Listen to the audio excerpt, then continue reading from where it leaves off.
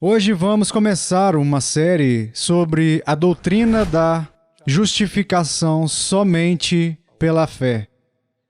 Então, vamos analisá-la de uma perspectiva histórica, bem como teológica e bíblica, ao longo do caminho.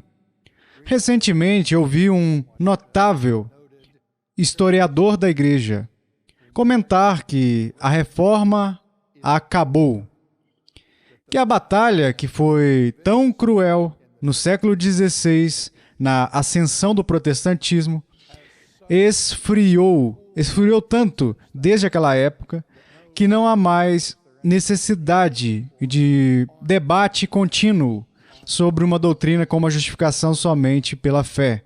Sabemos, por exemplo, que no século XVI, com a Reforma Protestante, a Igreja passou pelo rompimento mais profundo de toda a sua história e que a batalha se tornou tão acirrada que após a cisão ocorrida entre Roma e o protestantismo, a retaliação entre ambos os lados se tornou, em alguns casos, sangrenta.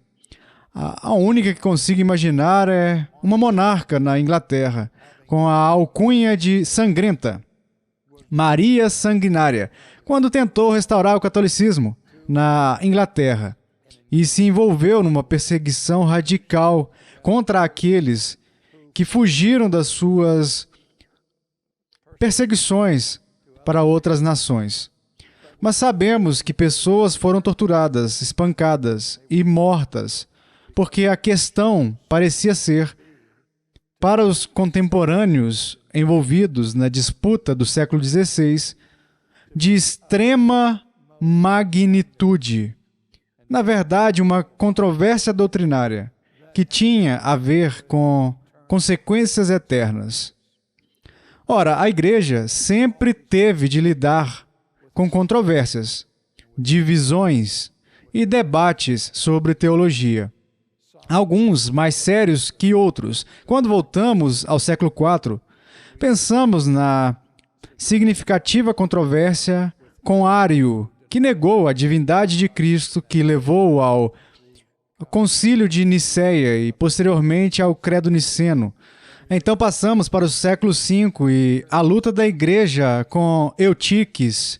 Sua heresia monofisista foi tão destrutiva junto com Nestório, isso levou ao Concílio da Calcedônia, onde obtivemos a definição mais completa da compreensão da Igreja sobre a pessoa de Jesus, formulada naquela época. Mas essas controvérsias, por mais profundas que fossem nos séculos IV e V, quase se tornam insignificantes quando pensamos no que aconteceu no século XVI, com a Reforma Protestante. Agora, como veremos à medida que prosseguirmos, Lutero considerou a questão da justificação tão significativa e tão importante que ele estava disposto a que a Igreja fosse despedaçada por causa da salvação daquelas pessoas que não estavam ouvindo o Evangelho. Vocês devem se lembrar que, se forem à Suíça hoje e chegar à cidade velha de Genebra e ao Parque da Reforma, há um muro enorme na lateral do anfiteatro, com estátuas de homens como Calvino, Beza, Lutero, Zwingli, Knox e outras pessoas que estiveram envolvidas de forma proeminente na Reforma do século XVI. Mas esculpidas na pedra do muro da Reforma estão as palavras latinas post tenebras lux, após as trevas, luz. Lutero estava convencido de que o próprio Evangelho havia caído nas trevas e na obscuridade no fim da Idade Média, durante um período de corrupção sem precedentes na Igreja. E a Reforma, em sua perspectiva, foi a recaptura e a recuperação de nada menos do que o próprio Evangelho. Era o Evangelho que estava escondido sob as maquinações das liturgias da Igreja da Idade Média E é isso que Lutero estava preocupado em reparar, em trazer o Evangelho para o primeiro plano, para que a luz do Evangelho pudesse brilhar novamente na vida da igreja. A certa altura, por exemplo, como questão secundária de debate com a igreja, sobre a questão de saber se a Bíblia deveria ou não ser autorizada a ser lida pelas pessoas, independentemente da interpretação da igreja, a igreja disse: se você deixar que as pessoas leiam a Bíblia em sua própria língua, por exemplo, e leiam por si mesmos, isso abrirá uma comporta de iniquidade. E diversas igrejas se levantarão, cada uma alegando ter a Bíblia como seu suporte e sua autorização. E claro, já que esse aviso foi emitido a Lutero há quase 500 anos, mais de 2.000 denominações protestantes surgiram no mundo, cada uma afirmando ser a verdadeira igreja bíblica, por assim dizer. Então Lutero estava ciente de que isso poderia acontecer. Mas ele disse que o Evangelho é tão óbvio nas Escrituras que até uma criança pode entendê-lo. E esconder essa mensagem do Evangelho longe das pessoas era indesculpável.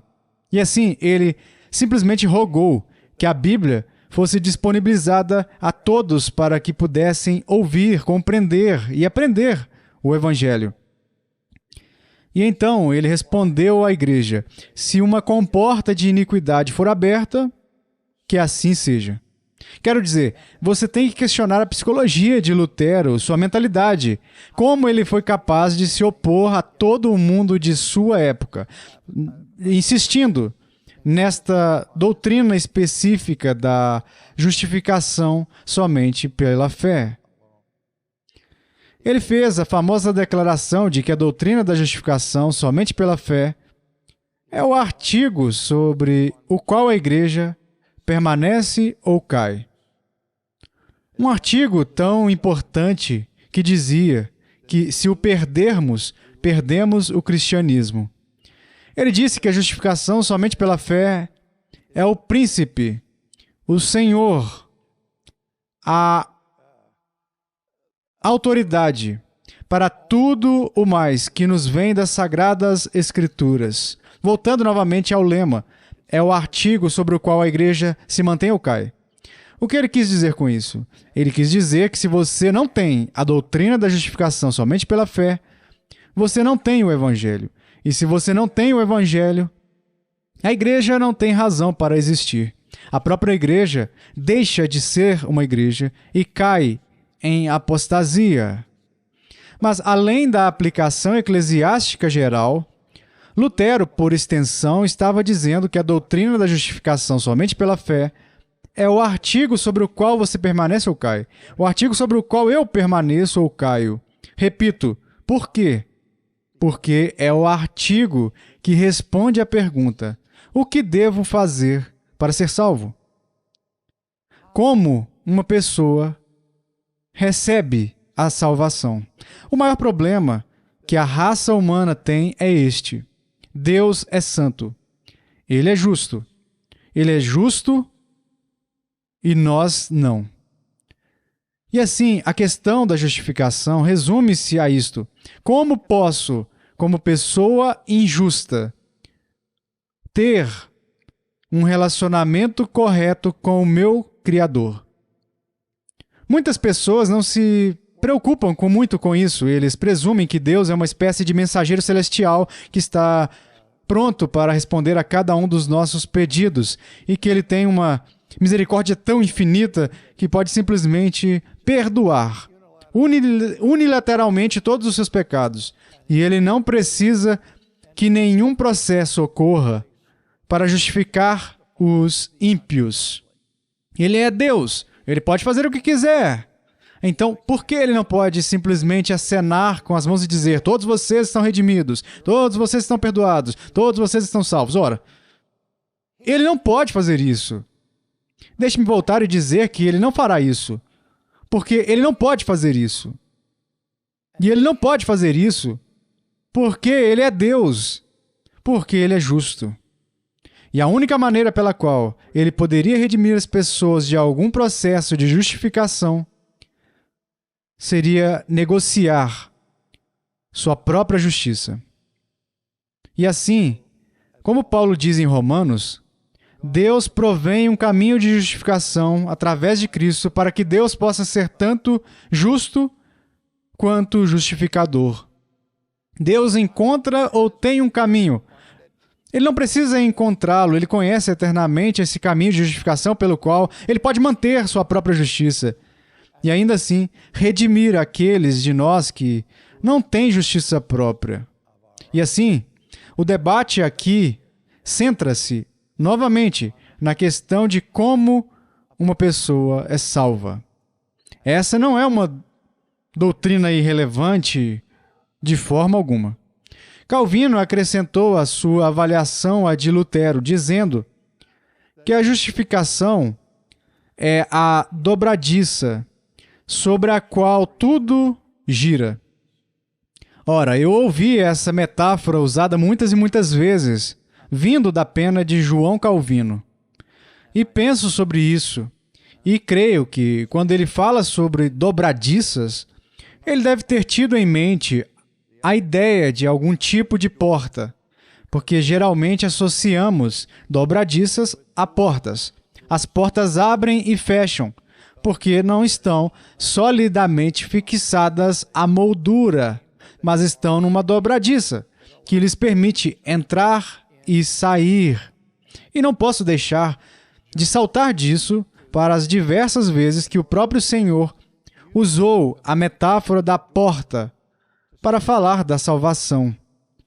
Eu sou a porta, ele disse, pela qual os homens devem passar para entrar no reino de Deus. E creio que era isso que estava na mente de Calvino, porque quando ele fala sobre algo ser a dobradiça, sobre a qual tudo gira, Calvino entendeu que a frase justificação somente pela fé é uma simples abreviação para justificação somente por Cristo. E essa era a questão. No início, Packer usou uma metáfora diferente em seu prefácio introdutório à tradução inglesa da obra de Atanásio sobre a encarnação. Packer usou a metáfora de Atlas, onde Atlas carregava o globo ou o mundo nos ombros. Ele disse que a justificação somente pela fé é o Atlas da fé cristã. Se Atlas encolher os ombros e essa doutrina cair de seus ombros, tudo estará perdido. Todas as outras verdades da fé cristã perecem com ela. Agora, alguns podem olhar para essas declarações de Calvino, Packer e Lutero e dizer: isso é uma hipérbole. Eles estão exagerando a importância.